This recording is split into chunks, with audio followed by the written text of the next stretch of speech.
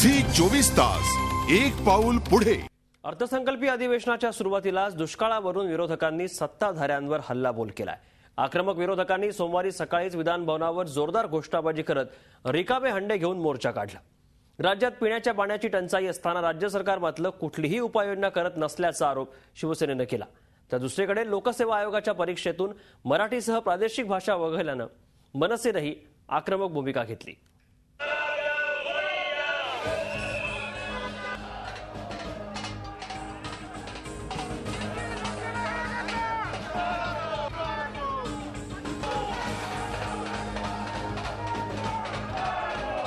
अर्थसंकल्पीय अधिवेशन सुरू होण्यापूर्वीच दुष्काळाच्या मुद्द्यावर विरोधकांनी सरकारवर जोरदार हल्लाबोल चढवला।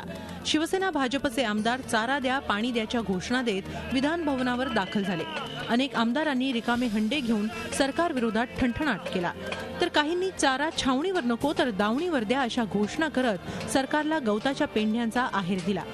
दुष्काळाला सिंचन घोटाळा जबाबदार असल्याचा आरोप करत दुष्काळ निवारण करण्यासाठी सरकार साफ अपयशी ठरल्याची टीकाही विरोधकांनी केली।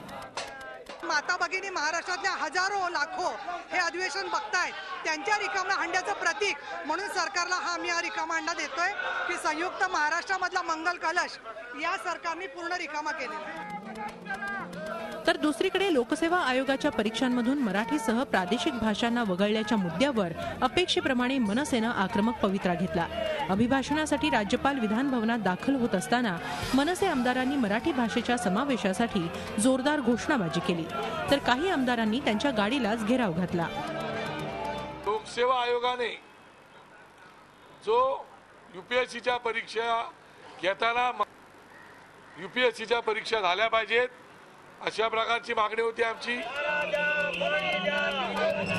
अर्थसंकल्पीय अधिवेशनात दुष्काळ, सिंचन घोटाळा आणि लोकसेवा आयोगानं मराठी वगळल्याच्या मुद्द्यावरून विरोधक राळ उठवणार असल्याचं चित्र पहिल्याच दिवशी दिसलं।